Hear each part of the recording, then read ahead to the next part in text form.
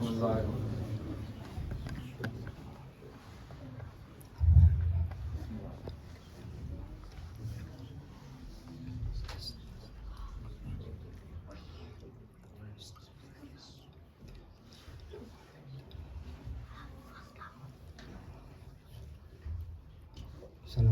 محمد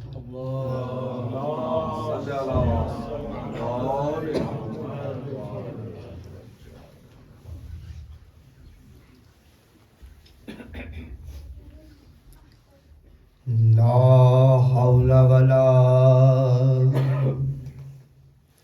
قوة إلا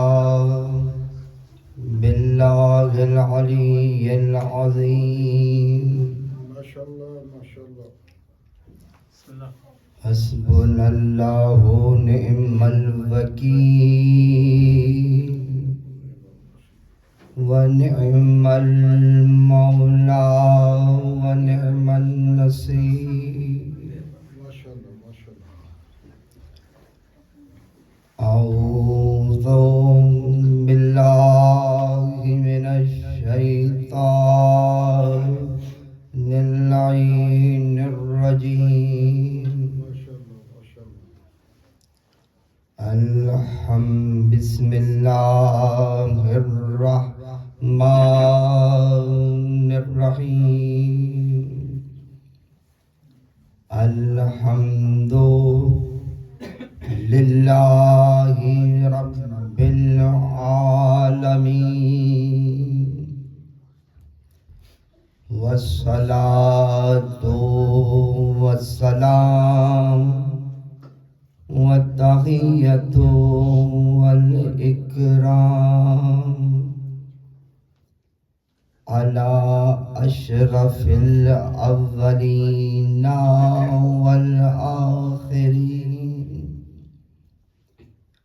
العبد المؤيد والرسول المسدد المصطفى الأمجد والمحمود الأحمد سيدنا ونبينا وحبيب قلوبنا وشفيع ذنوبنا جد الحسن والحسين مولى الكونين أبي القاسم محمد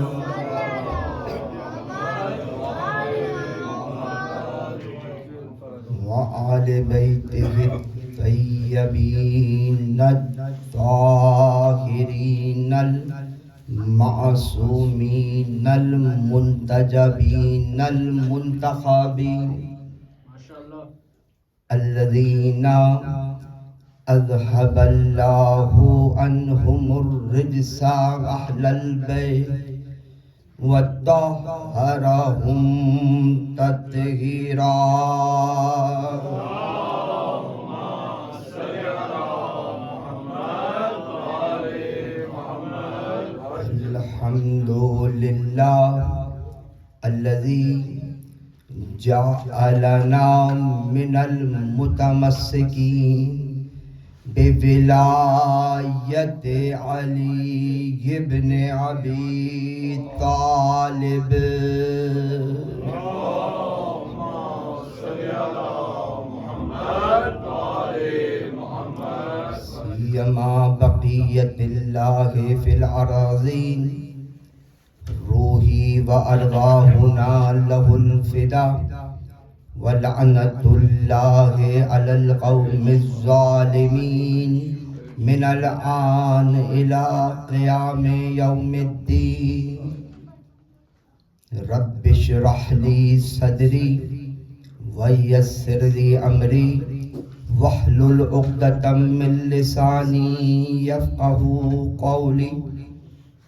أما بعد فقد قال امام الصادق علیہ الصلاۃ والسلام سمیت فاطمہ لأنها ختمت من الشر. صلوات پڑھے بر محمد.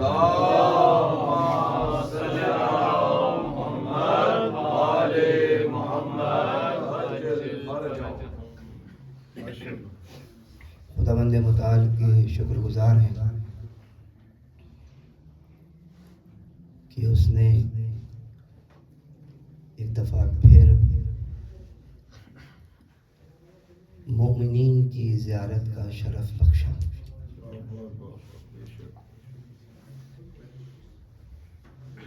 کائنات میں کوئی مکان ایسا نہ ہوگا کہ جہاں پر ذکر محمد و آل محمد نہ ہو رہا ہوگا.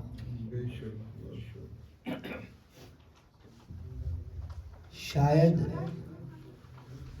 کچھ لوگ بصارت کی وجہ سے، بصیرت نہ رکھنے کی وجہ سے یہ سوال اٹھائیں کہ قبلہ بہت ساری ایسی جگہ ہیں کہ جہاں پر مومنین آباد نہیں ہیں اور وہاں ذکر نہیں ہو رہا.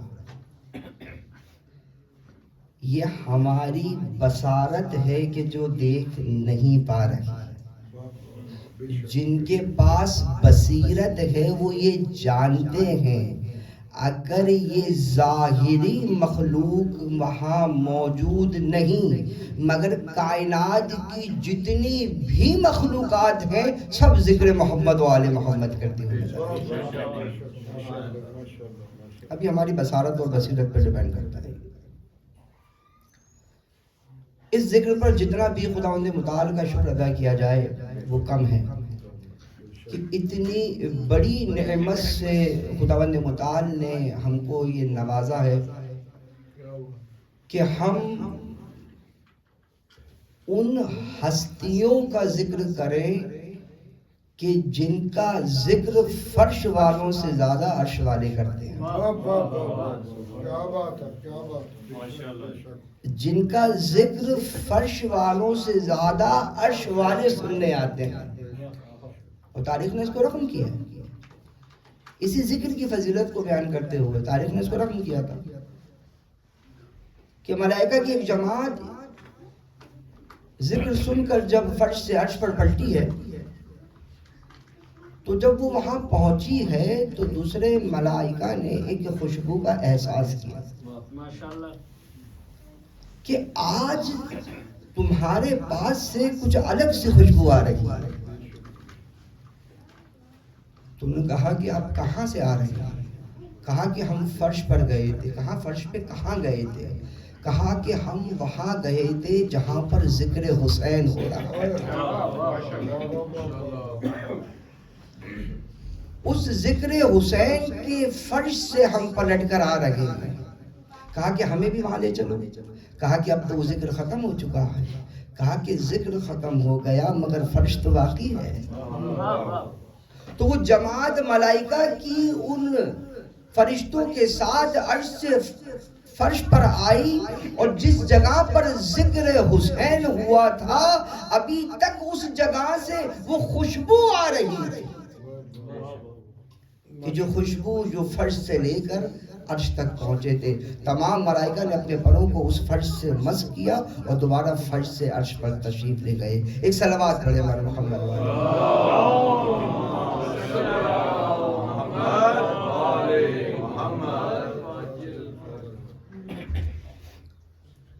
ہم سب کے چھٹے امام جعفر صادق علیہ السلام.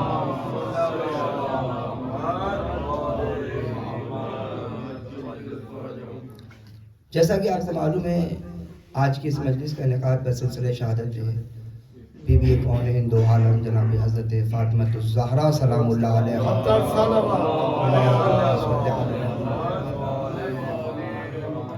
انعقاد کیا گیا ہے اور اسی عنوان کو مد نظر رکھتے ہوئے چھٹے امام کی حدیث آپ کی خدمت میں پیش کی کہ جناب سیدہ کا نام فاطمہ کیوں رکھا. سمیت فاطمہ، فاطمہ کو فاطمہ کیوں کہتے ہیں؟ لأنہا فطمت من الشر، کیونکہ فاطمہ کو شر سے دور رکھا ہے، دور کیا نہیں ہے، دور رکھا ہے، اور اس کا بعین ہی مصداق آیت تطہیر ہے۔ انما یرید اللہ لیذہب عنکم الرجس اہل البیت ویطہرکم، بس ارادہ خداوند متعال یہ ہے، خدا یہ چاہتا ہے کہ آپ کو رجس سے دور رکھے۔ اسی کے ذیل میں کچھ معروضات، کیونکہ وقت بہت زیادہ ہو چکا ہے اور آپ کی عبادت کو مزید طویل نہیں کروں گا۔ آخر کیا وجہ ہے کہ ایام فاطمیہ میں اس طریقے سے گسترش پیدا ہوتی چلی جا رہی ہے؟ ایک طرف توجہ کروا کر پھر اپنے موضوع کی طرف۔ ہمارے بزرگ یہاں تشریف فرما ہے، گزشتہ ادوار میں جو ایام تھے بی بی کے، وہ جمادی الثانی کی تاریخ 3 جمادی الثانی پہلی سے لے کے 3 تک ایام شہادت کے دن منائے جاتے تھے، مگر اب گزشتہ چند سالوں سے ہم یہ دیکھ رہے ہیں کہ جمادی الاولی سے لے کے جمادی الثانی تک ایام شہادت حضرت زہرا سلام اللہ علیہا کا انعقاد کیا جا رہا ہے۔ 2 روایتیں ہیں، ایک 75 دن کی ہے اور ایک 95 دن کی۔ دونوں روایتیں کو مد نظر رکھتے ہوئے لوگ بی بی کا ایام شہادت مناتے ہیں۔ اب یہ سلسلہ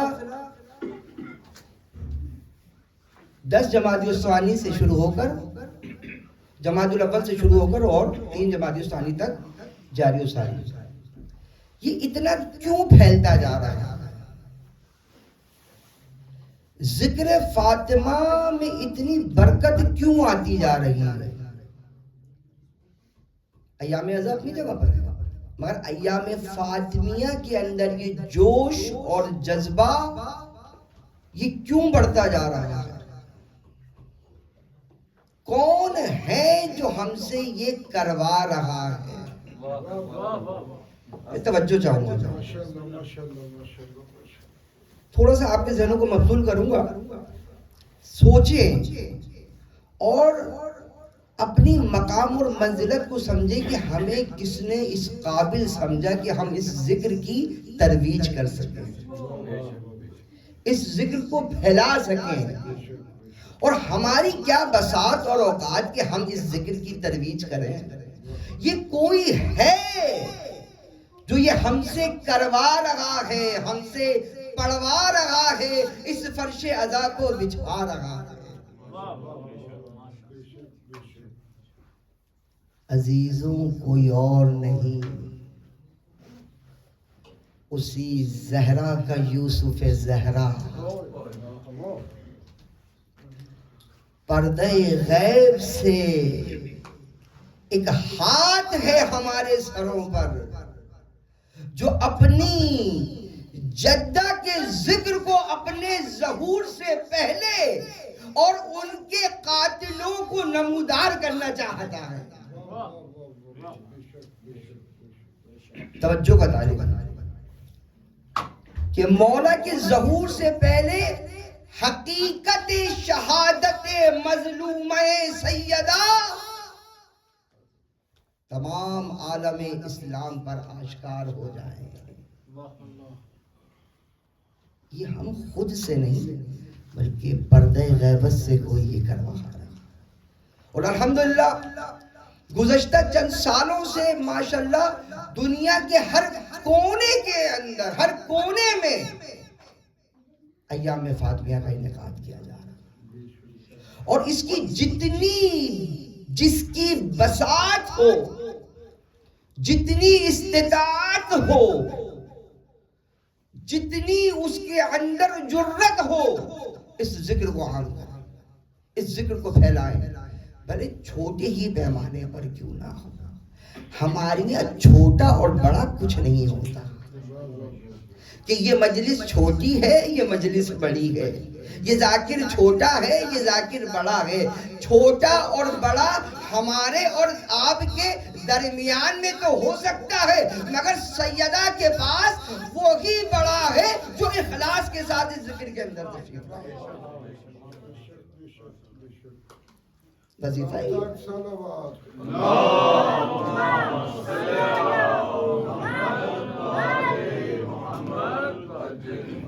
ہماری یہاں کوانٹٹی نہیں بلکہ کوالٹی معیار ہے.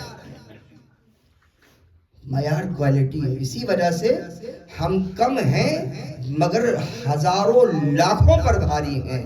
وہ 72 تھے جو ہزاروں کے مقابلے میں آج تک کامیاب ہیں. کوانٹٹی کم تھی پر ایمان محکم تھے. سمیت فاطمہ، فاطمہ کو فاطمہ کیوں کہتے ہیں؟ ایک اپنے بچوں کے لیے فقط کہ نام جس کو ہم لوگ اردو میں نیم کہتے ہیں، میرے بچے تو میرے ساتھ ہیں، اس کو عربی میں اسم کہتے ہیں. اردو میں نام، انگلش میں نیم اور عربی میں اسم کہتے ہیں. ہمارے یہاں جب کسی بچے کی ولادت ہوتی ہے، پیدائش ہوتی ہے، تو اس کا نام رکھ دیا جاتا ہے. اب یہ بات اور ہے کہ پہلے یہ دستور ہوتا تھا کہ جب کسی بچے کی ولادت ہوتی تھی تو لوگ یا تو بزرگوں سے نام رکھواتے تھے یا علماء کے پاس جاتے تھے یا قرآن سے نام نکلواتے تھے. اسی طریقے سے تھا نا. مگر آج کل کے دور میں بزرگوں تک پہنچنا یا قرآن سے نام نکلوانا یا علماء سے رجوع کرنا دور کنار کی بات. آج کل تو ٹیلی ویژن کو دیکھ کر نام رکھ دیا جاتا ہے. جو نام اس وقت ہٹ پر ہے، جو سیریل سب سے زیادہ چل رہا ہے، جو سب سے زیادہ نام جو ہے وہ عام ہے، وہی نام رکھ دیا جاتا ہے. اب جیسا نام رکھا ہے ویسا تو اثر ہوگا.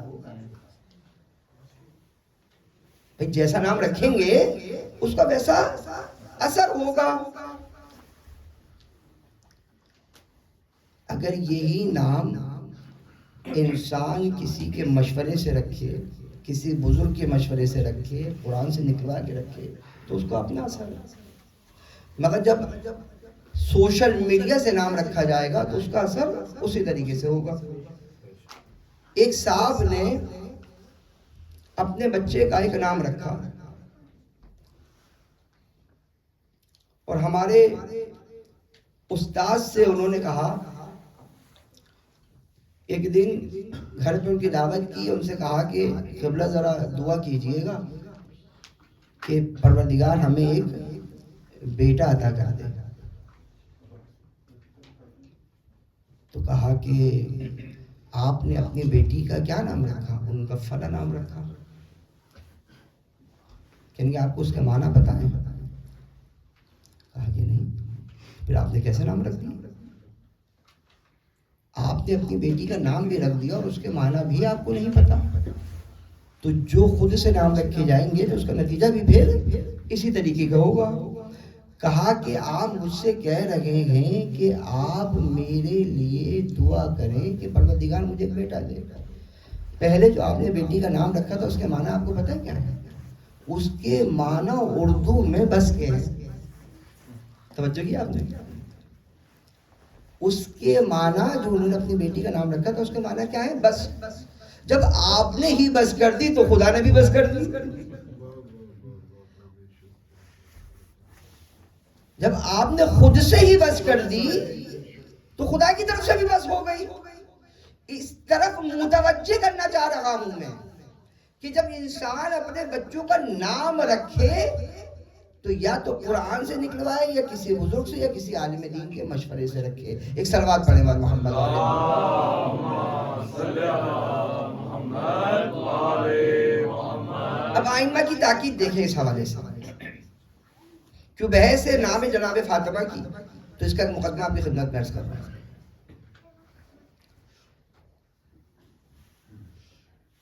امام موسیٰ کاظم علیہ السلام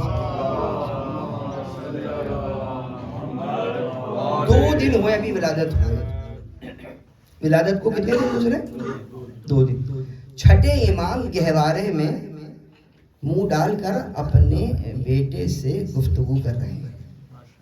کتنے دن ہوئے ولادت کو؟ 2 دن. اسی اسرا میں ایک شاگرد امام کا، چھٹے امام کا داخل ہوتا ہے. امام کی طرف بڑھنا چاہتا ہے تو خادم روک دیتا ہے کہ رک جاؤ بھی. وہ شاگرد، وہ صحابی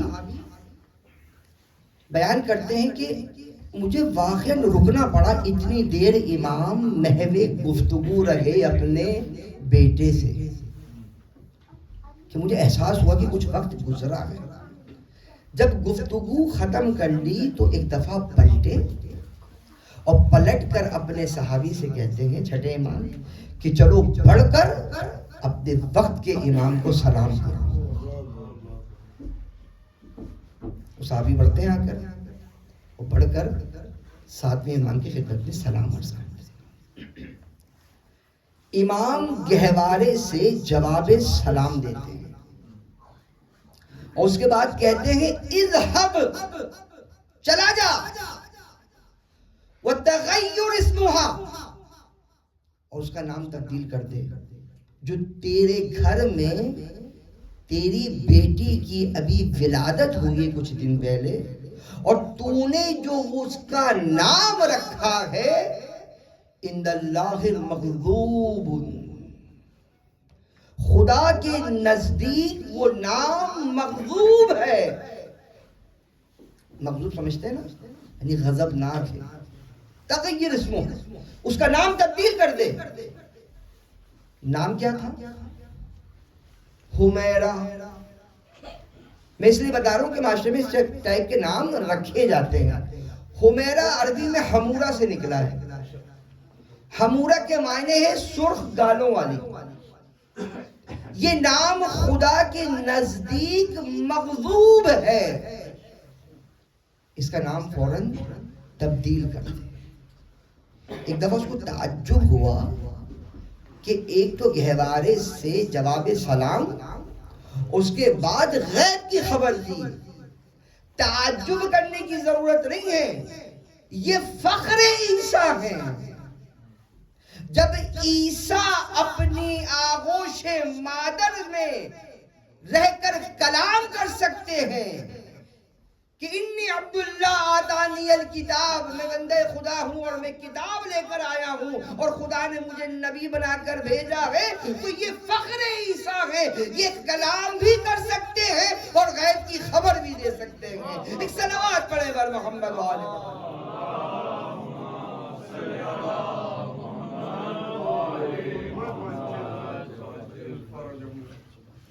جب نام رکھنے کے حوالے سے آئمہ کی اتنی تاکید ہے، نام باقاعدہ روایت ہے، حق الولد علی الوالد یحسن الاسم، والد پر بیٹے کا یہ حق ہے،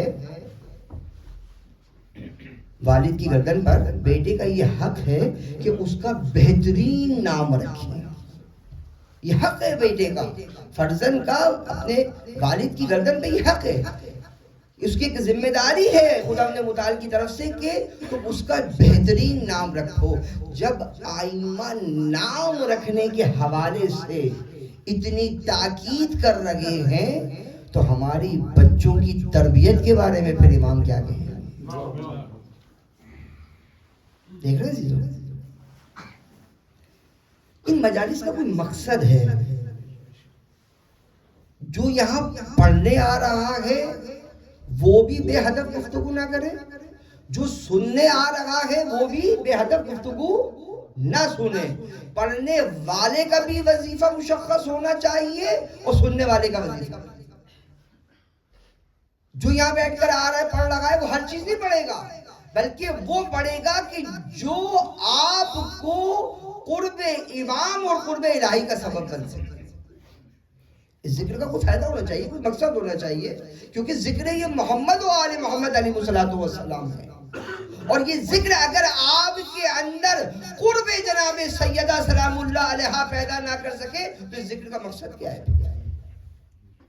کس مقصد کے تحت ہم یہ ذکر کر رہے ہیں؟ اگر یہ ہماری سماعتوں کو, ہمارے اذکار کو, ہمارے افکار کو قرب جناب سیدہ کے نزدیک نہ کر سکے تو اس ذکر کا کیا فائدہ ہے؟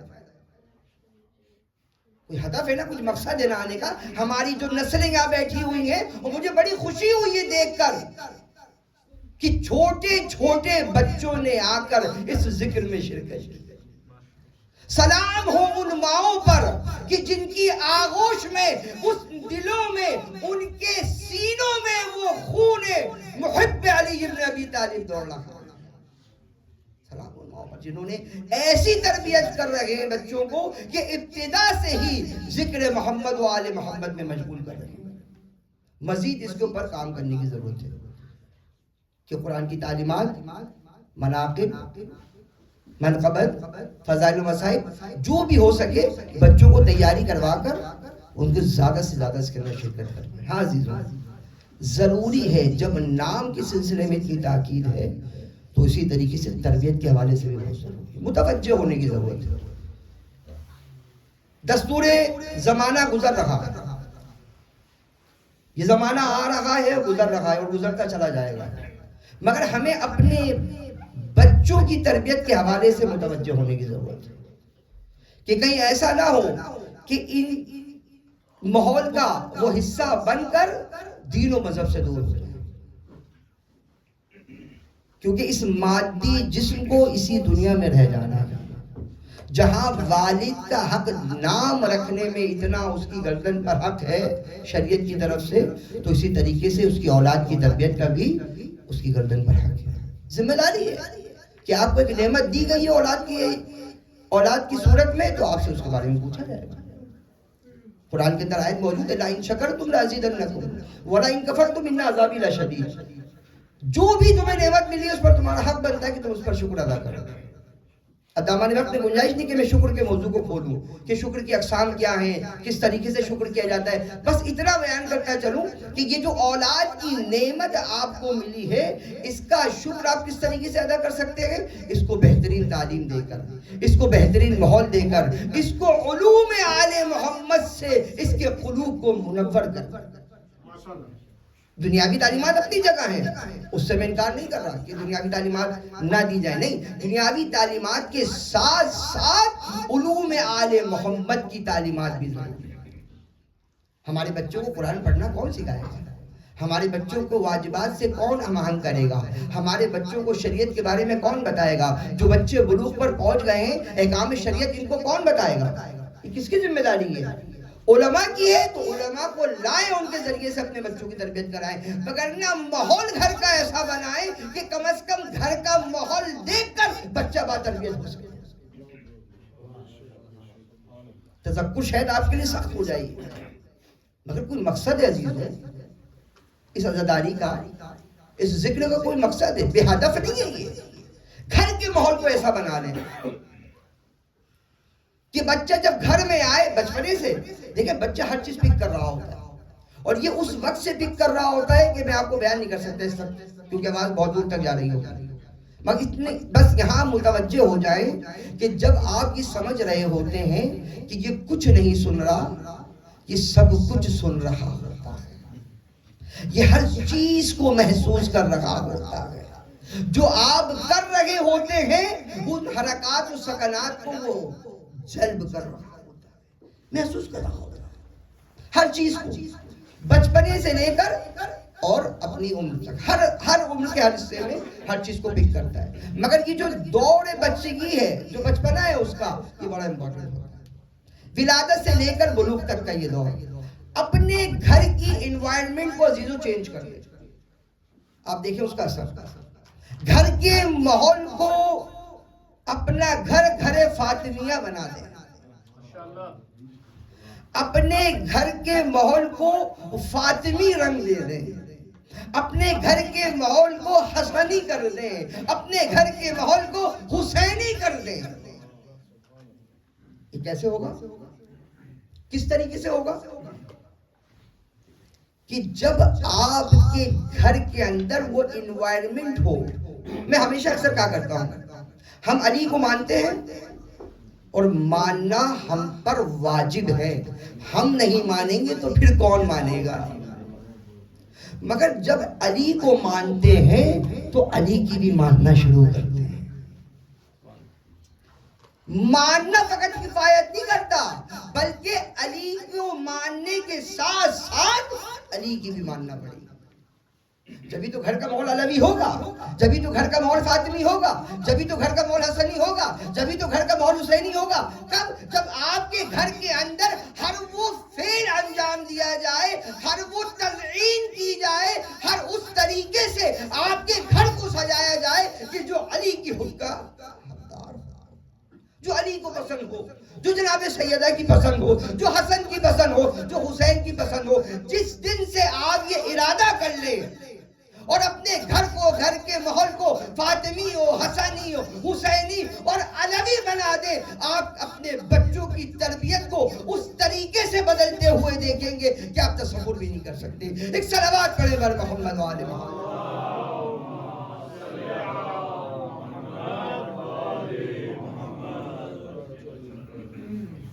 ہم جو اپنے بچوں کے نام رکھتے ہیں، ہمارے نام رکھتے وقت جو فیوچر ہے ہمیں نہیں معلوم ہوتا، مگر آج جو بچہ پیدا ہوا اس کا مستقبل کیا ہوگا اس کے بارے میں ہمیں علم ہے؟ ہمیں نہیں پتا کہ آئندہ آنے والے دور میں یہ کس معیار پر پہنچے گا، علم کے کس معیار پر ہوگا، کس تربیت کا حامل ہوگا، اس کے بارے میں ہم نہیں جانتے۔ ہم نام رکھ دیتے ہیں بس، مگر ہمیں غیب کا علم نہیں ہے۔ اسی لیے فرض کریں کسی بچے کا نام آپ نے عالم رکھ دیا، نام کیا رکھا؟ عالم۔ جب وہ جوان ہوا تو اس سے بڑھ کر جاہل کوئی نہیں ہے۔ کیوں؟ کیونکہ ہمیں اس کی آئندہ کا علم نہیں ہے۔ اسی وجہ سے اسم بر مسمى نہیں ہوتا۔ مثلا سمجھانے کے لیے ایک نام کی تین اقسام، ایک لفظی آپ نے لکھا مثلا اسد، یہ کتبی ہو گیا، ذہن میں آپ نے اس کو اسد کو ذہن میں لے کر آئے، یہ کیا ہو گیا؟ ذہنی۔ اور آپ نے اس کو بیان کر دیا، یہ ہو گیا لفظی۔ لفظی، کتبی اور ذہنی، تین وجود ہو گئے نا اس میں۔ آیا جو نام آپ رکھ رہے ہیں، فرض کریں آپ نے اسد نام رکھا، کیا حقیقت میں بھی یہ اسد ہے؟ اسد کی کیا معنی ہے؟ شیر کی۔ اب جس بچے کا نام آپ نے اسد رکھا، یہ حقیقت میں بھی شیر ہے؟ شیر تو جنگل میں ہوگا، مگر نام اس کا آپ نے کیا رکھا ہے؟ اسد۔ جس کا ہم نام رکھتے ہیں وہ اسم بر مسمى نہیں ہو سکتا۔ کیوں؟ کیونکہ حقیقت میں وہ مصداق میں اپنے حقیقی معنوں پر دلالت نہیں کرتا اور اسے اس کی مطابقت نہیں ہوتی۔ یہ ہم نام رکھتے ہیں کیونکہ ہمیں آئندہ کا علم نہیں ہوتا۔ مگر جن کے نام خدا رکھے، دیکھیں یہ مقدمہ تھا، یہ جن کے نام خدا رکھے، تو خدا تو عالم الغیب و شہادہ ہے، خدا تو علم غیب رکھتا ہے، وہ آئندہ کے نام پر رکھتا ہے۔ اسی لیے جناب سیدہ کے 9 نام ہیں، 9 الاسماء عند اللہ، خدا کے نزدیک جناب سیدہ کے 9 نام ہیں جو فاطمہ سے شروع ہو کر زہرا پر ختم ہو رہے ہیں۔ وہاں زکیہ بھی ہے، وہاں صدیقہ بھی ہے، وہاں طاہرہ بھی ہے، وہاں مبارکہ بھی ہے، اور ہر نام کی ایک تفسیر ہے، جس میں سے میں نے ایک نام امام کی یہ حدیث کے ذیل میں آپ کی خدمت میں عرض کیا۔ اور اسی فاطمہ نام کی کتنی ہی تفسیریں ہیں، کتنی تفسیریں اس نام کی۔ ایک تفسیر یہ ہے کہ فاطمہ کو فاطمہ کیوں کہتے ہیں؟ لِأَنَّهَا فُتِمَتْ مِنَ الشَّرِّ، شر سے جناب سیدہ کو محفوظ رکھا ہے۔ یہ محض خیر ہے، خیر کے علاوہ ان کے پاس کچھ نہیں ہے. مگر عزیزوں اگر کوئی اہل بیت کی تعلیمات کے سائے میں آ جائے، توجہ چاہو، اگر کوئی اہل بیت کی تعلیمات کے سائے میں آ جائے یا نظر کرم محمد و آل محمد اس پر ہو جائے، تو پھر آئمہ خود معصوم کی زبان سے یہ کلمات جاری ہوتے ہیں: صدقت امک یا حر. تیری ماں کتنی سچی تھی کہ تیرا نام تیری ماں نے حر رکھا. انت حر فی الدنیا والآخرہ، تو دنیا میں بھی آزاد ہے اور آخرت میں بھی آزاد ہے. ایک صلوات پڑھیں بر محمد والے.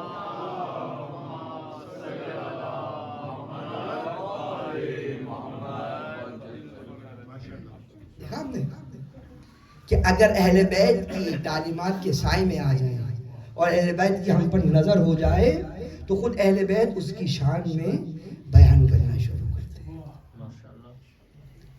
ہماری کیا بساط کہ ہم ذکر سیدہ کر سکیں.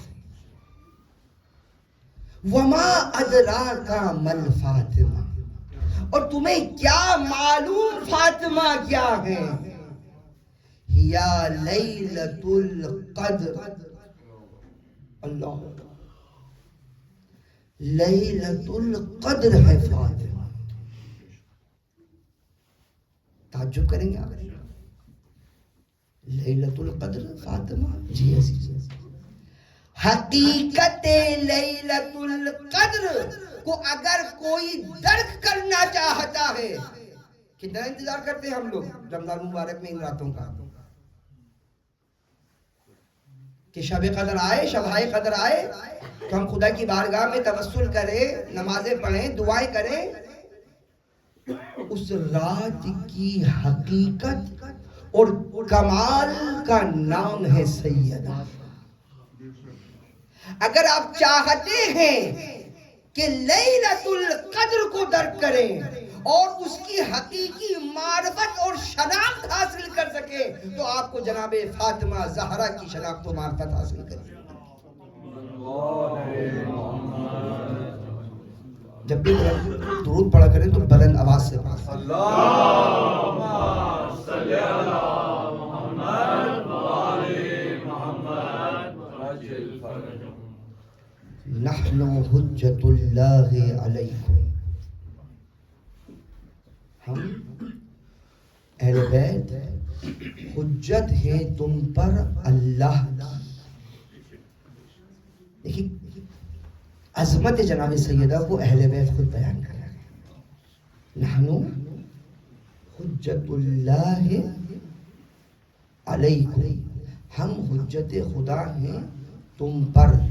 وجدتنا فاطمہ حجت علینا، اور جناب سیدہ ہماری جدہ فاطمہ ہم پر حجت ہے خدا کی. دیکھ رہے ہیں آپ، آئمہ معصومین علیہ السلام حجت خدا ہے، اور یہ زمین کسی بھی لہجہ حجت خدا سے خالی نہیں. اس کی دلیل کوئی آپ سے بڑھ کے پوچھے، یہ جو آپ کہتے ہیں امام، آپ کے امام زمانہ پردہ غیبت میں ہے، زندہ ہیں، اس کی دلیل کیا ہے؟ تو گھبرانے کی ضرورت نہیں ہے، بڑھ کر کہہ دیا کرے. اس کائنات کا وجود اس بات کی دلیل ہے کہ حجت خدا واقعی آیے قرآنی ہے. انی جاعل فی الارض خلیفہ، یہ کس کے لیے آئی تھی آیت؟ جب حضرت آدم کو خدا اپنا خلیفہ بنا رہا تھا.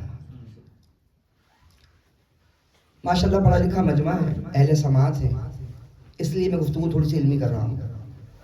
جاعل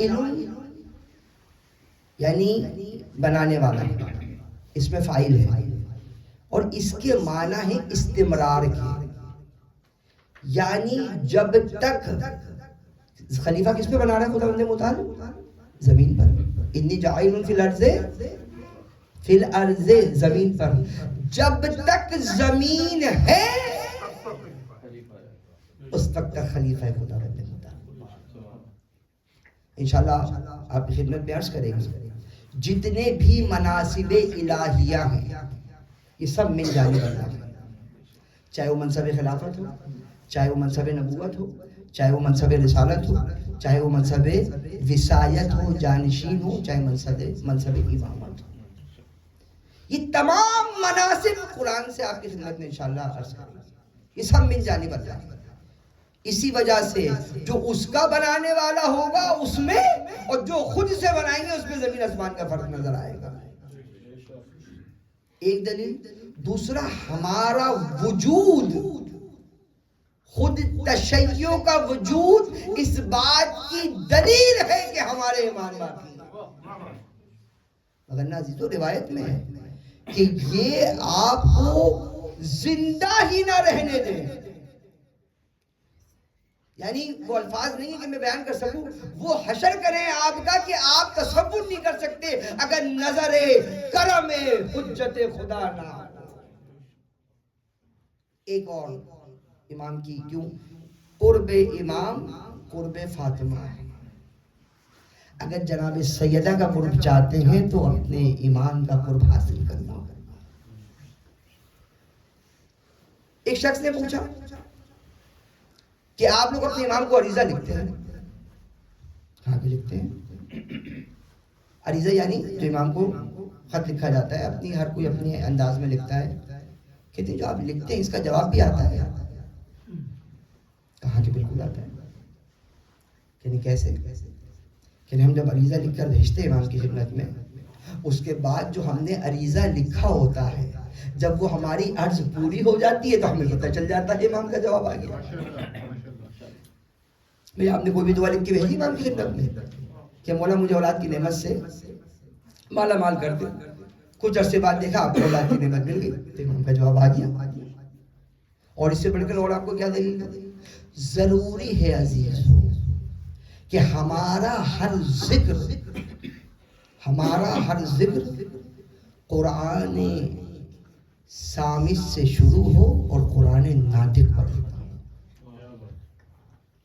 اسی وجہ سے علماء کرام کا یہ شیوہ رہا ہے کہ ابتدا قرآن سے ہوتی ہے اور اختتام قرآن ناطق پر ہوتا ہے۔ اب یہ قرآن ناطق سر کٹا کر بھی اگر تلاوت کرے تو قرآن ناطق ہے۔ قرب امام ضروری ہے۔ اگر ان مجالسوں کے ذریعے ہم اپنے وقت کے امام کے قریب نہیں ہو رہے، ہمارے اذکار و افکار و گفتار و رفتار تبدیل نہیں ہو رہے، تو عزیزوں متوجہ ہونے کی ضرورت ہے۔ صبح ہوتی ہے، شام ہوتی ہے، زندگی ہمیں یوں ہی تمام نہیں کرنی۔ بڑا ایک اہم ایک جملہ آپ کی سماعتوں کی نظر، اس پہ صرف تفکر کیجئے گا، میں اس کی ابھی توضیح نہیں دے سکتا، دامن وقت میں گنجائش نہیں ہے۔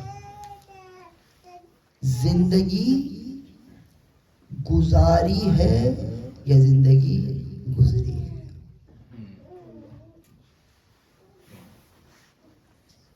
زمین اور آسمان کا فرق ہے عزیز۔ زندگی گزارنے میں اور زندگی گزر جانے میں، گزر تو حیوان کی بھی جاتی ہے، توجہ کریں اس پہ، زندگی تو حیوان کی بھی گزر جاتی ہے، گزارتا وہ ہے کہ جو با ہدف زندگی گزارتا، جس کی زندگی کا کوئی مقصد ہوتا ہے، اور ہماری حیات کا اور زندگی کا مقصد تو حب علی ابن ابی طالب ہے۔ اگر ہماری زندگی میں ولایت علی ابن ابی طالب نہیں تو ہماری حیات کا کوئی مقصد ہی نہیں۔ ہماری زندگی کا ہم کو غم علی کی محبت ہے، ایسے ہی ہے نا، اور فقط محبت ہو اور اس کا کوئی اثر نہ ہو تو ون سائیڈڈ محبت نہیں چاہیے، محبت طرفین ہوتی ہے. ایک جملہ اور آپ کی سماعتوں کی نظر کر رہا ہوں. محبت طرفین ہوتی ہے. ہم فقط محبت کے دعوے دار نہ بنے کہ مولا ہم آپ سے محبت کرتے ہیں، بلکہ مولا بھی یہ کہیں کہ ہم بھی تم سے محبت کرتے ہیں. اور یہ ایک دلیل ہے مولا کی محبت کی. آج آپ کا ذکر سیدہ میں آنا اور اس ذکر کو سننا اس بات کی دلیل ہے کہ علی بھی آپ سے محبت کرتے ہیں. ایک صلوات پڑھیں بر محمد.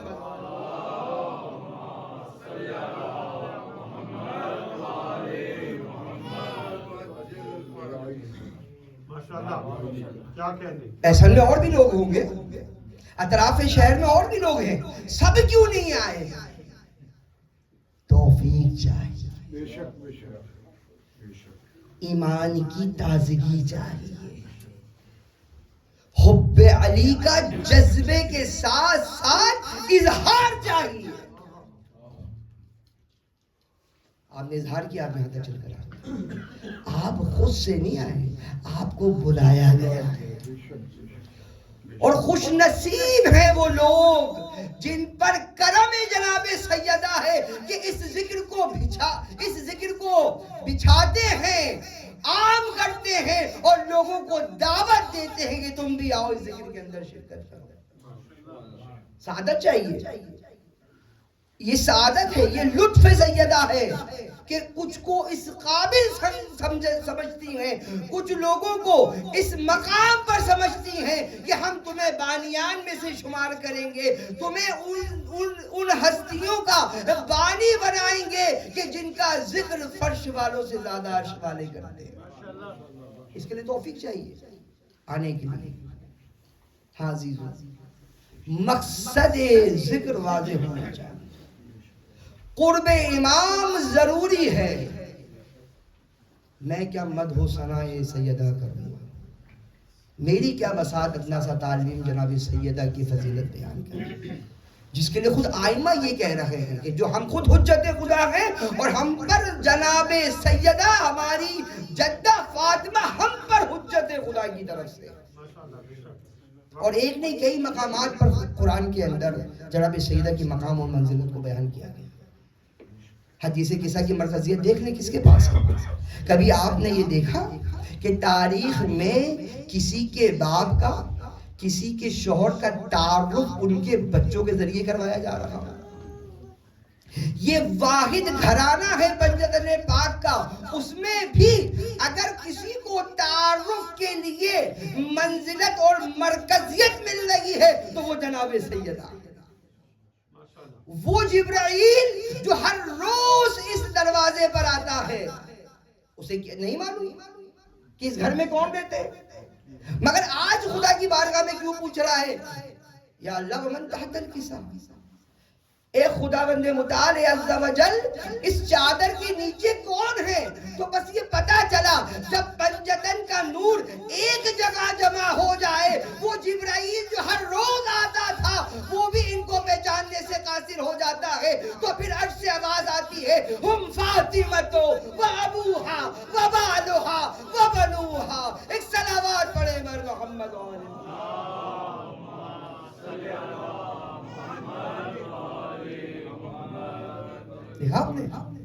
یہ فاطمہ ہیں، یہ فاطمہ کے بابا ہیں، یہ فاطمہ کے شوہر ہیں، یہ فاطمہ کے بچے ہیں. عظمت جناب سیدہ مباہلہ میں دیکھ لیں آپ، مرکز مباہلہ. کیا اس وقت کی خواتین مدینے میں اور خواتین نہیں تھی کیا؟ ازدواج رسول موجود نہیں تھی کیا؟ مگر مسئلہ تھا کہ سچوں کو جھوٹوں کے مقابلے میں لے کر جانا ہے. میں نے بس آپ کی عبادت تمام کی، ایک بی بی کی نام کی ایک چھوٹی سی تفسیر اور اس کے بعد آپ کی عبادت تمام. اگر بوجھ اور اوجھل نہیں سمجھ رہے تو ایک صلوات پڑھیں پر محمد.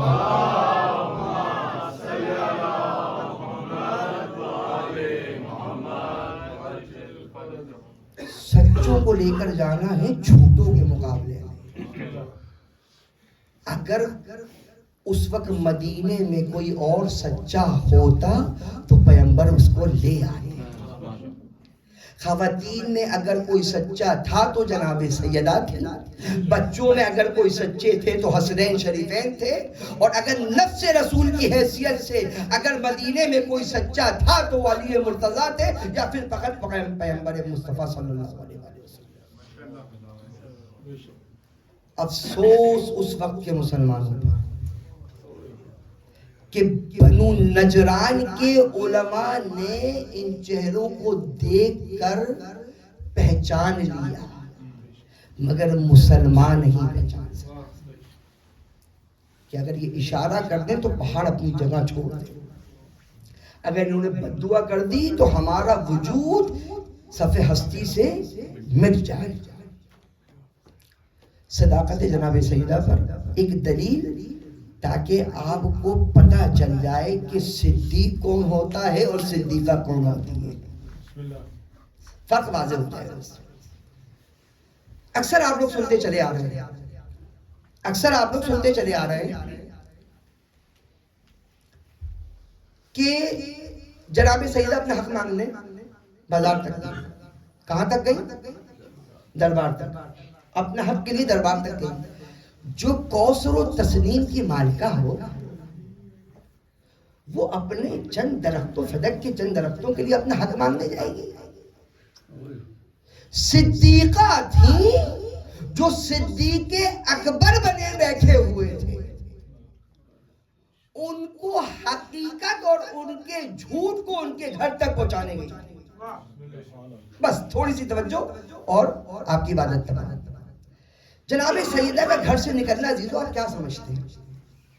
فاطمہ اپنے گھر سے نکل رہی ہیں، فاطمہ گھر سے نکلنا معمولی سمجھتے ہیں؟ اگر نکل بھی رہی ہے تو فقط ولایت کی دفاع میں، دفاع ولایت میں جناب سیدہ گھر سے نکل کر آ رہی ہیں، اور اپنے ساتھ کس کو لا رہی ہیں؟ اپنے ساتھ کس کو لا رہی ہیں؟ ایک چھوٹی سی یہ دلیل اور آپ کی عبادت تمام۔ جناب سیدہ جب دربار پہنچی ہیں تو اپنے ساتھ کس کو لائی تھی؟ جناب فضہ کو لائی تھی؟ نہیں۔ جناب اسماء کو لائی تھی؟ نہیں۔ جناب ام فضل کو لائی تھی؟ نہیں۔ جناب ام ایمن کو لے کر آئی تھی، جو صدیق بنے بیٹھے تھے ان کی صداقت کو ان کے گھر تک پہنچانے کے لیے۔ ام ایمن کون ہے؟ پہلے یہ آپ کی خدمت میں عرض کروں، ام ایمن کون ہے؟ یہ جو اس وقت تخت پہ بیٹھے ہوئے تھے، تخت خلافت پہ بیٹھے ہوئے تھے، ان کا یہی تو دعویٰ تھا نا کہ انبیاء اپنا ارث نہیں چھوڑتے، نہ انبیاء ارث لیتے ہیں اور نہ ارث چھوڑ کر جاتے ہیں۔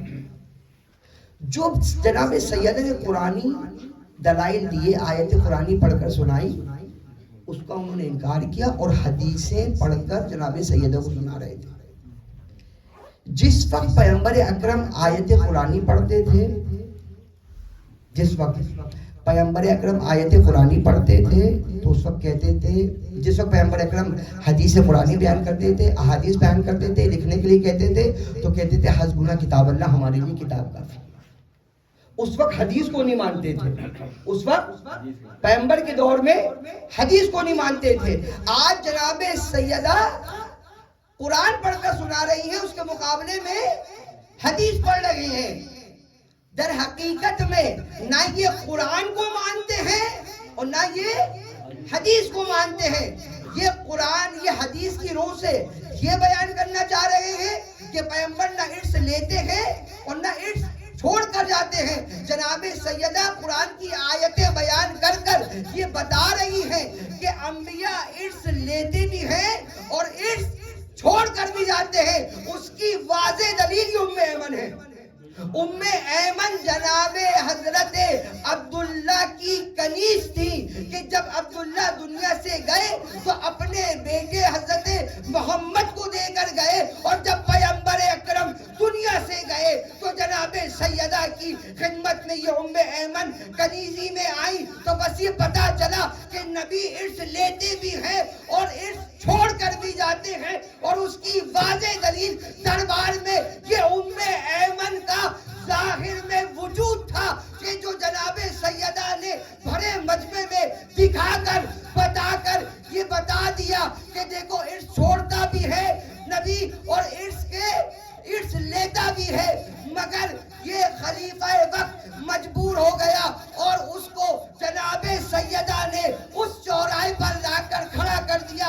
اگر سیدہ کی بات کو تسلیم کرے تو خلافت سے اتر آئے، اور اگر نعوذ باللہ جناب سیدہ کو جھٹلائے تو دنیا بھی برباد ہے اور آخرت بھی برباد ہے۔ ایک صلوات پڑھے بلے۔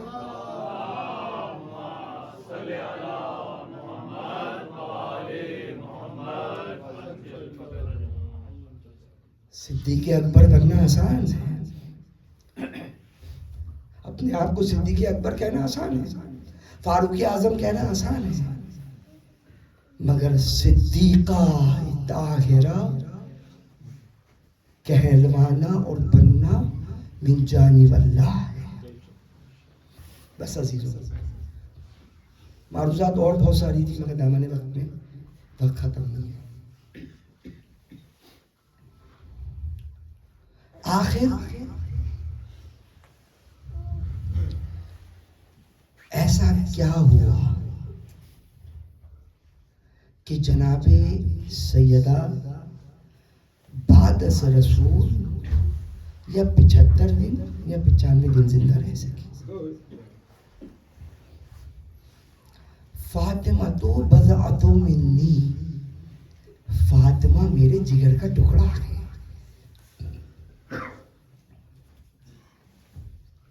فقط ابغضها، جس نے بھی فاطمہ کو غضبناک کیا فقط ابغضنی، اس نے مجھے غضبناک کیا۔ جس نے فاطمہ کو رلایا اس نے مجھے رلایا، جس نے فاطمہ کو ستایا اس نے مجھے ستایا۔ اور یہ وہی دروازہ ہے نا عزیزو جس پر پیغمبر اکرم متواتر آ کر السلام علیکم یا اہل بیت النبوہ، اسی دروازے پر آ کر تو سلام کیا کرتے تھے۔ اس دروازے کی اہمیت اور مقام اور اس سے مکی کی مقام اور منزلت کو بتاتے تھے، مگر بعد سے رسول ہونا تو یہ چاہیے تھا کہ صحابہ اکرام اور امت مسلمہ در سیدہ پر آتی اور جناب سیدہ کو پرسہ دیتی، مگر عزیزو ایسا نہ ہو کہ سیدہ کے در پر آ کر ان کو پرسہ دیا جائے یا تعزیت پیش کی جائے، بلکہ مسلمانوں نے حد کر دی کہ اس در کی تعظیم جو پیغمبر کیا کرتے تھے اس دروازے پر لکڑیاں نکلا۔ غربت کی انتہا دیکھیں، علی سے شکایت کر رہے ہیں، اے علی فاطمہ سے کہہ دو یا دن میں رویا کرے یا رات میں رویا کرے۔ رونے پر بھی جناب سیدہ کے رونا بھی امت مسلمہ سے برداشت نہیں۔ سیدہ یا دن میں روئے یا رات میں رویا کرے۔ عزیزوں وہ دن آ گیا کہ ایک دن یہی مسلمان اس دروازے پر لکڑیاں لے کر آئے، اور لکڑیاں فقط لے کر نہیں آئے بلکہ دروازے کو آگ لگا دی۔ کہا کہ علی کو باہر بھیجو ورنہ ہم اس دروازے کو جلا کر گھر میں داخل ہو جائیں گے۔ پورا واقعہ میں آپ کی خدمت درس نہیں کروں گا، بس آخری مسجد جناب سیدہ کی، دروازہ جلا، دروازہ گرا، اور کس پر گرا؟ زمین پر نہیں بلکہ سیدہ پر گرا۔ اس چلتے ہوئے دروازے میں عزیزوں ایک کیل تھی جو جناب سیدہ کے پہلو میں پیوست ہو گئی۔ ایک دفعہ سیدہ نے ایک آواز بلند کی، یا فضت خذونی، اے فضہ میری مدد کو آؤ، میرا محسن مارا گیا۔ جناب سیدہ اپنے تمام دردوں کو بھول کر فقط مولا ابوالحسن کو بچانے کے لیے اور اپنے ولی کو بچا کر گھر لے آئی، دربار سے اپنے گھر لے آئی۔ دن گزرتے چلے گئے، آخری ایام ایک دفعہ مولا علی کو بلایا، کہا کہ یا ابوالحسن میں آپ کو کچھ وصیتیں کرنا چاہتی ہوں، میں آپ کو کچھ وصیتیں کرنا چاہتی ہوں۔ کل رات میں بابا آئے تھے اور کہہ رہے تھے کہ میری بیٹی مجھ سے ملنے والوں میں سب سے پہلے تم ملاقات کرو گی، اور جب تم اپنے بابا کی خدمت میں آنا چاہ رہی ہو، اے علی میں آپ کو کچھ وصیت کرنا چاہتی ہوں، میں بابا کی خدمت میں جا رہی ہوں، اے علی میرے بچوں کا بہت خیال رکھیے گا، میری زینب بہت چھوٹی ہے، حسنین بہت چھوٹے ہیں، میرے بچوں کا علی خیال رکھیے گا، اے علی غسلنی فی اللیل، کفنی فی اللیل، حنطنی فی اللیل، دفنی فی اللیل، اے علی مجھے رات میں غسل دیجئے گا، مجھے رات میں حنوط دیجئے گا، مجھے رات میں کفن پہنائیے گا، مجھے رات میں دفن کیجئے گا، اور ان میں سے کوئی ایک بھی میرے جنازے میں شریک نہ ہو سکے۔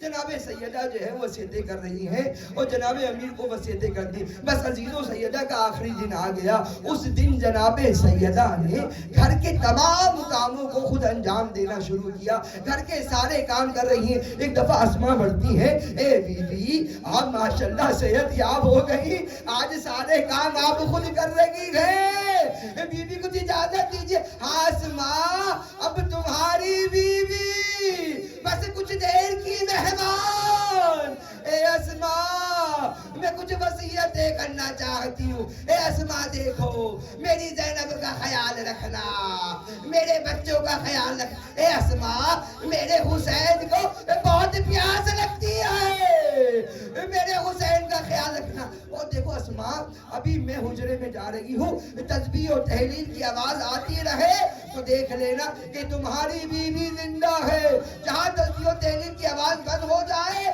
سمجھ جانا تمہاری بیوی دنیا سے چلی گئی۔ اور اسما دیکھو جب میرے بچے آئے نا سب سے پہلے ان کو کھانا کھلانا، بعد میں میری طرف بھیجنا۔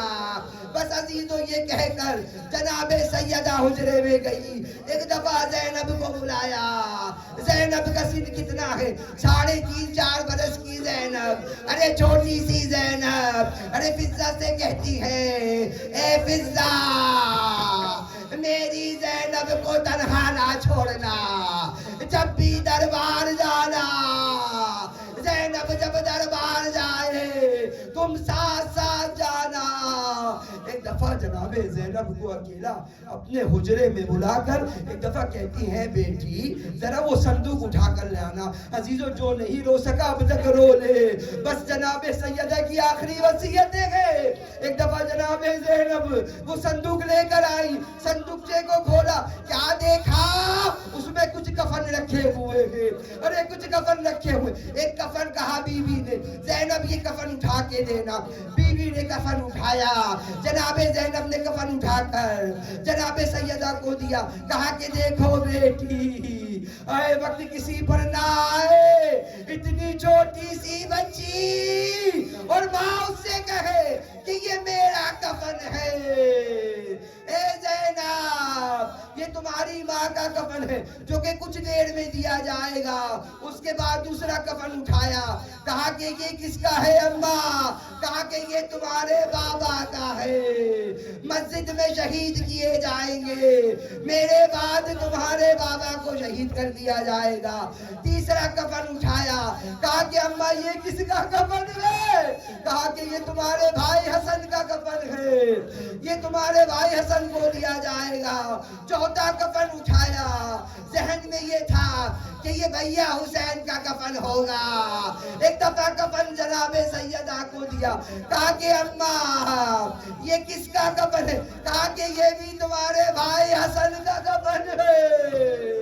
کہا کہ ابھی تو اماں یہ کفن بھائی حسن کو دیا تھا، ہاں بیٹی حسن کا جنازہ جائے گا، تیروں سے پامال ہو کر دوبارہ آئے گا، دوبارہ یہ کفن حسن کو دینا۔ ایک دفعہ زینب نے کہا اماں بھیا حسین، بھیا حسین کا کفن، کہا کہ بیٹی زینب تمہارا بھائی بے گور و کفن کربلا کی زمین پر مارا جائے گا۔ سیدہ دنیا سے رخصت ہو گئی۔ ایک دفعہ حسنین گھر میں داخل ہوئے، اسماء بڑی بچوں کو روکا، اے بچوں پہلے کھانا کھا لو۔ ایک دفعہ بچوں نے اسماء کی طرف دیکھا، اے اسماء کبھی ایسا ہوا ہم نے کبھی اماں کے بغیر کھانا کھایا ہو؟ ایک دفعہ حجرے میں داخل ہوئے، اب کیا دیکھا اماں دنیا سے رخصت ہو گئی۔ دونوں نے اماموں کو پھینکا، مسجد کی طرف دوڑے، بابا کے گلے لپٹ کر بولے اے بابا اماں دنیا سے چلی گئی، خیبر کو اکھاڑنے والا فاتح خندق و خیبر ایک دفعہ غش کھا کر زمین پر گرے۔ ہائے سیدہ، جناب سیدہ کی وصیت پر عمل کیا، اب جو دفن کرنا چاہتے ہیں دو ہاتھ قبر سے نمودار ہوئے، اے علی میری امانت مجھے دے دو۔ مولا نے ہاتھ جوڑ کے کہا یا رسول اللہ، علی آپ سے شرمندہ، جب امانت دی تھی بس لیا سالم تھی، بازو زخمی نہ تھے، علی آپ سے شرمندہ۔ لعنت اللہ علی الظالمین۔